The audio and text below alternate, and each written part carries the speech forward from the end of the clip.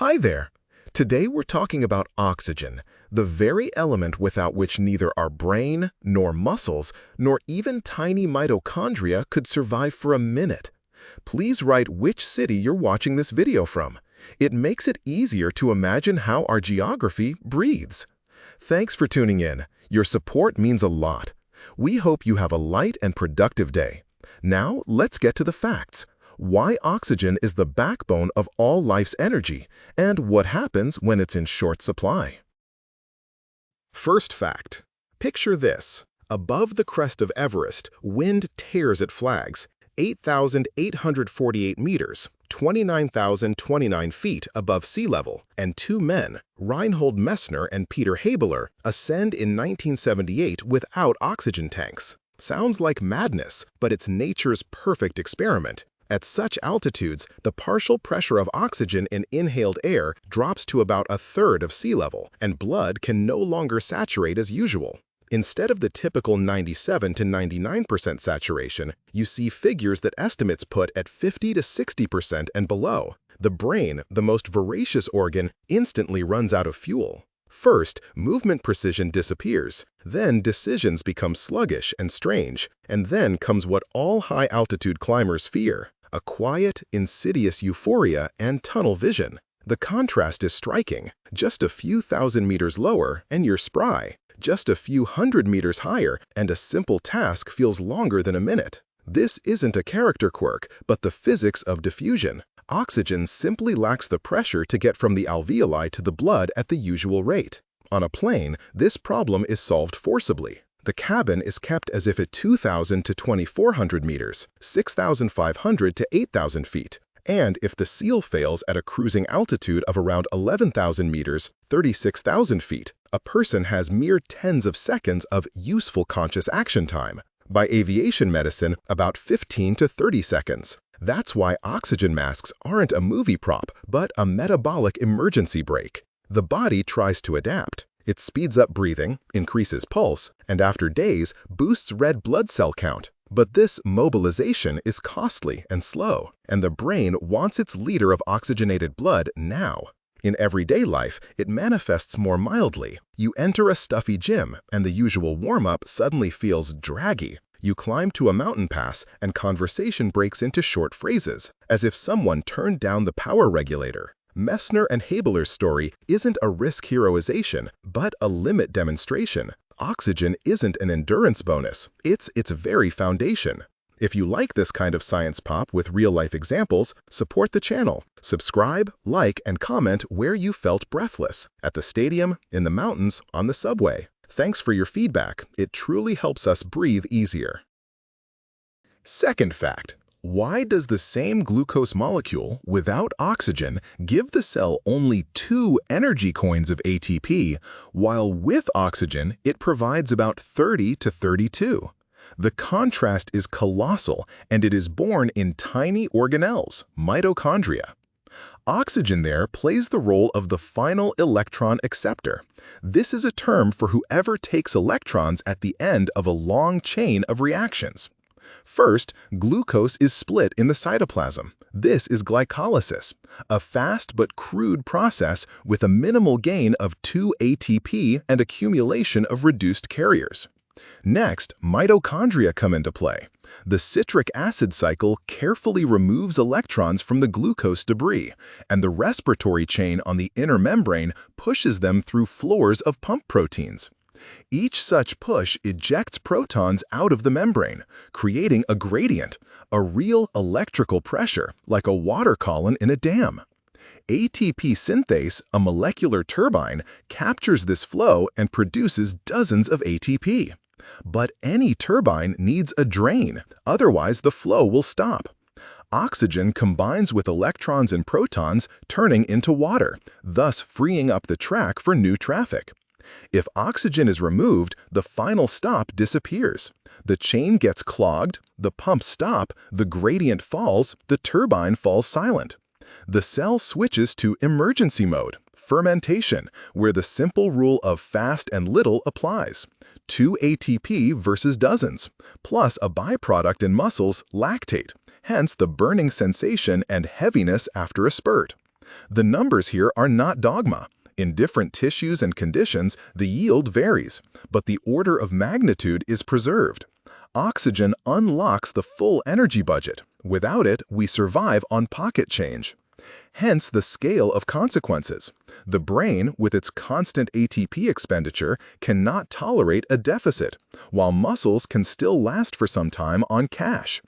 Did you know about this gap? 2 versus 30 plus? Write in the comments which metaphor is closer to you, a power plant with a dam or a turbine in a river. Your answers help make explanations more accurate and understandable. Third fact. Imagine a planet where oxygen is not a savior, but a poison. This is how it happened. About 2.4 billion years ago, cyanobacteria learned to photosynthesize and began releasing O2 into the oceans, which had previously been almost devoid of free oxygen. Estimates suggest thousands of a percent. For the first few million years, the gas hid. It instantly oxidized the dissolved divalent iron in the water, and the seas literally rusted, leaving behind banded iron formations, a stony archive of the event. Once the iron was depleted, oxygen began to accumulate in the atmosphere, turning the world into an aggressive environment for anaerobic microorganisms. Active oxygen forms tore their molecules apart, damaged enzymes, and broke membranes. Paradoxically, one of Earth's first ecological catastrophes, the Great Oxygenation Event, paved the way for complex life. Oxygen enabled efficient respiration and the development of large bodies. According to geochronology, the O2 level pulsated for a long time, rising to percentages and then falling. The hypothesis linking these fluctuations to the global snowball Earth glaciations remains debated, but the synchronicity of ice layers and oxidation traces is thought-provoking. In shallow waters, stromatolites emerged, layered domes of microbial mats. Their living descendants can be seen today in Shark Bay and are almost a time machine. Once, oxygen annihilated dominant life forms. Now it fuels our mitochondria. It's a power shift recorded in stone and gases. Oxygen turned out not to be good in itself, but a powerful reagent that closed the past for some organisms and opened the future for others. If the idea of oxygen as a former poison has overturned your worldview, save this video and send it to a friend. These stories are easier to discuss together and revisit later. Fourth fact. Why does a breath of air turn into energy within seconds? And what do a stuffy bus, a warm scarf, and dim bedroom light have in common? Inside us, an elegant conveyor belt works. Nasal passages warm and humidify the air. Cilia filter out dust, and in the alveoli, tiny air sacs in the lungs, an area of about 70 meters squared, around 750 square feet, unfolds like a tennis court packed into the rib cage. The barrier thickness between air and blood is about 0.5 to 1 micron, smaller than a bacterium. Oxygen diffuses easily. The partial pressure of O2 in the alveoli stays around 13.3 kPa, 100 millimeters Hg. In venous blood, it's about 5.3 kPa, 40 millimeters Hg, and this difference pulls molecules across the membrane, much like a water level difference pulls flow through a turbine. At rest, a red blood cell takes 0.75 seconds to fully saturate. Under exertion, capillary transit shrinks to 0.25 seconds, and it's still enough if you breathe deeper. Next, hemoglobin, the carrier protein, comes into play. One molecule carries 4 O2s, and in each red blood cell there are about 270 million. In total, an adult has about 25 trillion such cells. The hemoglobin dissociation curve is S-shaped. It's greedy in the lungs and generous in tissues, especially if it's warmer and more acidic there. Bohr effect. So a hot shower after a run not only warms you up pleasantly, it aids oxygen release. Nasal breathing enhances this scenario. Air comes in warm and moist, and nitric oxide from the sinuses dilates vessels and improves blood flow in the alveoli. Hence the feeling of easier breathing with a scarf in winter and heavy air in a dry, air-conditioned cabin. It sounds tedious, but it's pure practice. In a stuffy bus, open your collar a bit, slow your pace. Take 4 slow breaths through your nose. Within half a minute, dizziness often subsides because ventilation and perfusion manage to balance the books. If these practical breakdowns are useful to you, give a short signal of support, so I'll understand it's worth making more everyday breathing hacks.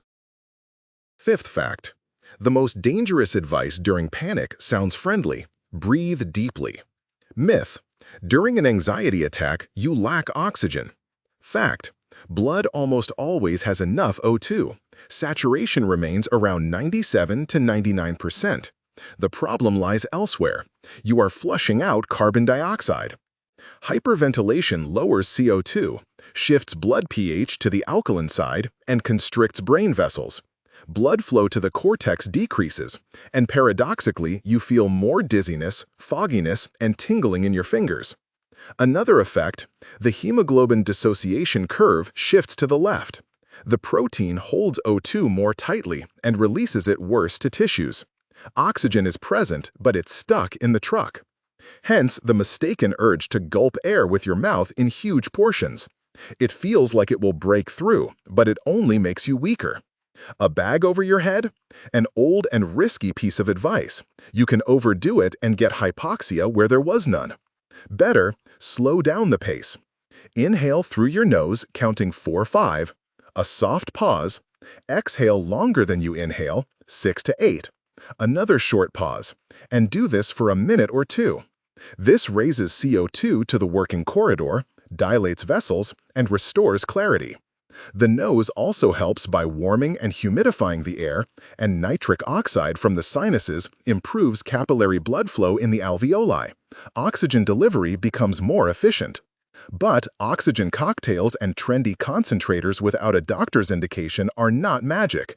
O2 doesn't pass from the stomach to the blood, and inhaling high concentrations at home with healthy lungs is pointless and unsafe. Remember, if there are medical symptoms, see a doctor. At home, work on your breathing rhythm, not volume. Mini poll: did you more often hear the breathe deeply myth during anxiety or breathe into a bag? Write your answer and a couple of words about what really helps. Your answers will tell us if we should do a separate breakdown of breathing techniques. The sixth fact: from 250 milliliters of oxygen per minute at rest to 6 to 7 liters per minute at the peak of a run, the body accelerates consumption like an engine from idle to takeoff mode. In mass units, this is VO2 max. In an average person, it's 30 to 45 milliliters per kilogram per minute. In endurance athletes, 60 to 80, and in rare phenomena, close to 90-100. This means each kilogram of tissue is capable of burning a volume of O2 equal to half a glass per minute. The heart reconfigures the pump for this. Stroke volume increases to some 180 to 200 milliliters, heart rate to 180 beats per minute, and cardiac output approaches 30 to 35 liters per minute.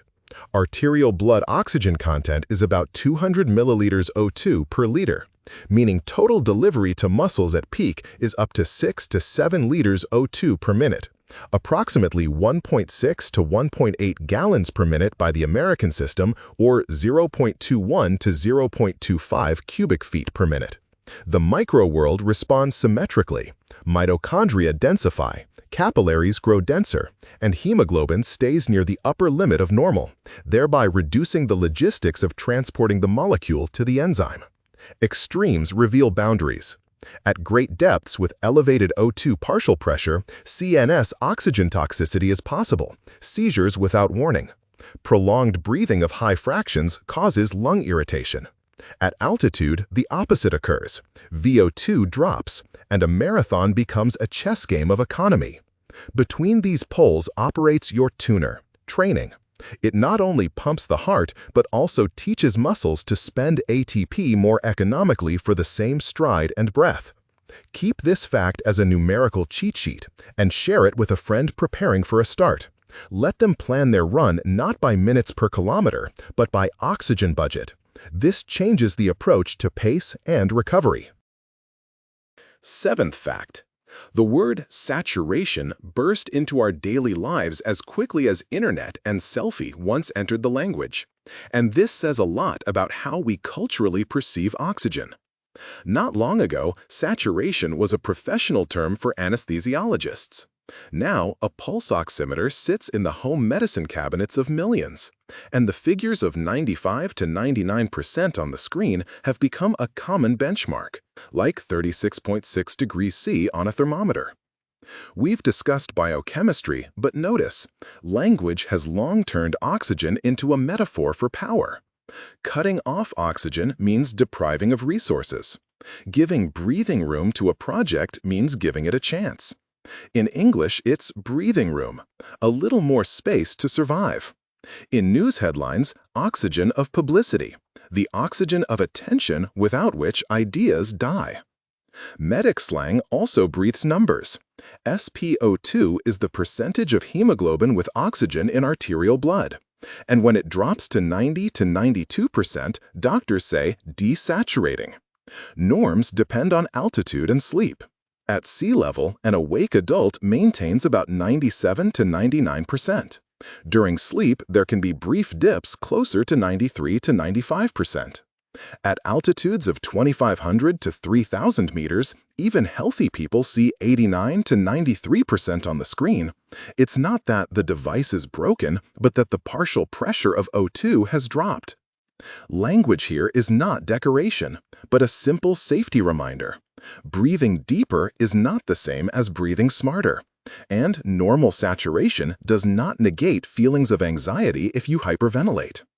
Try listening to your own phrases about breathing when you're anxious. Do you tell yourself, "I'm short of breath," or "I need to slow down"? Write in the comments what words and images helped you weather the storm. Support from short experiences is more important than long theories. And if you like the breakdown of scientific slang, give a small signal.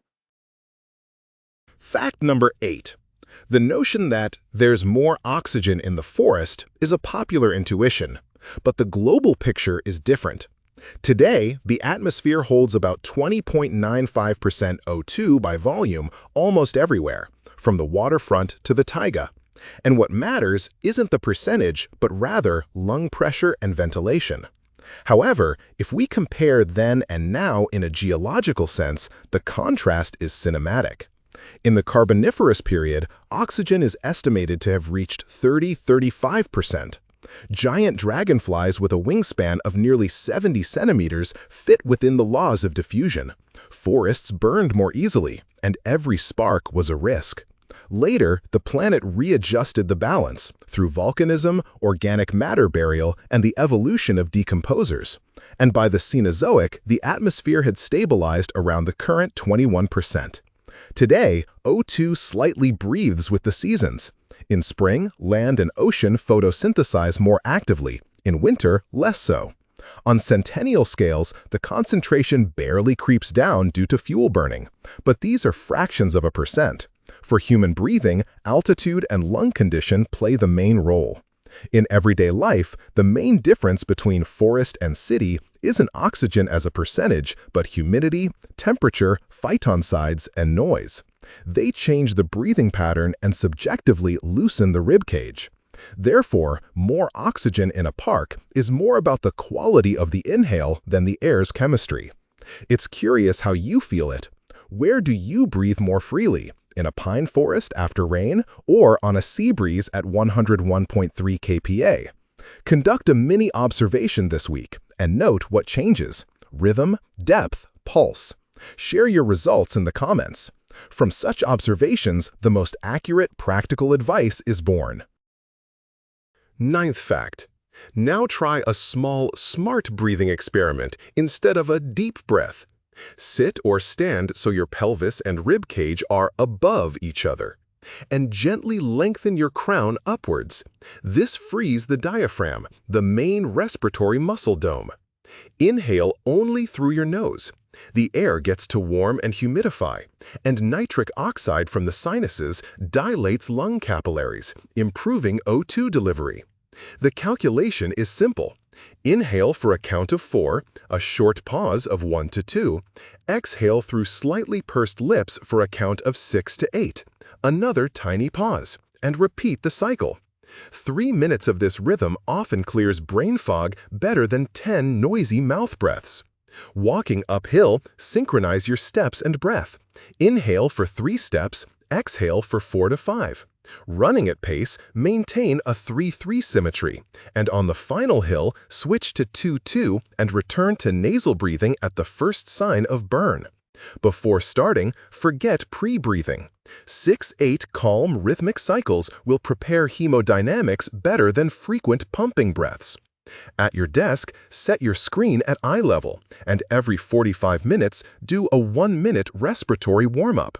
6 cycles of 10 seconds, like a metronome, without forcing volume. In the bedroom, maintain 18 to 20 degrees C and moderate humidity of 40 to 60%. This makes it easier for your nose, and exhalation becomes longer, meaning tissues get O2 more readily. Bohr effect. One more detail. If you tend to yawn during the warm-up, it's not laziness, but a CO2 prompt. Slow down the count. Save this mini cheat sheet and forward it to your training buddy. It'll be interesting to see which trick clicks for you personally. Write a short report in the comments after a week of practice. 10th fact. One can suffocate in a room with perfect air. The paradox of oxygen being present but tissues not seeing it. 3 boundary scenarios show how fragile our dependence on O2 is. First, carbon monoxide, CO, from a garage, stove, or fire attaches to hemoglobin 200 to 250 times stronger than oxygen and shifts the curve to the left. The blood seems saturated, but the truck is carrying the wrong gas. A pulse oximeter may show normal while the brain goes into hypoxia and the skin turns a deceptive pink. Second, methemoglobinemia. Part of the hemoglobin has oxidized to a form that doesn't bind O2, Fe3+ instead of Fe2+. Causes are rare but real. Certain medications, nitrates, anesthetic sprays, the skin turns grayish, blood becomes chocolate-colored, and SpO2 readings get stuck around 85% and stubbornly refuse to rise on oxygen, because the problem isn't the air but the carrier's chemistry. Third, cyanides in fire smoke block a respiratory chain enzyme, cytochrome C oxidase, and the mitochondria are rendered blind. There's O2 in the blood, but the ATP turbine stands still. Hyperbaric oxygen therapy in a chamber sometimes helps. Under elevated pressure, oxygen dissolves in plasma and bypasses the broken truck, although O2 itself in high doses is also toxic with prolonged exposure. These rarities underscore the cycle's main takeaway. We cannot live without oxygen, and living with it safely is only possible when all links work, from the air in your nose to the final enzyme in the mitochondrion. If you were interested until the very end, support the channel. Subscribe, like, and comment on what oxygen topic you'd like us to tackle next. Thank you very much for your support. It truly gives us the breath to breathe deeply.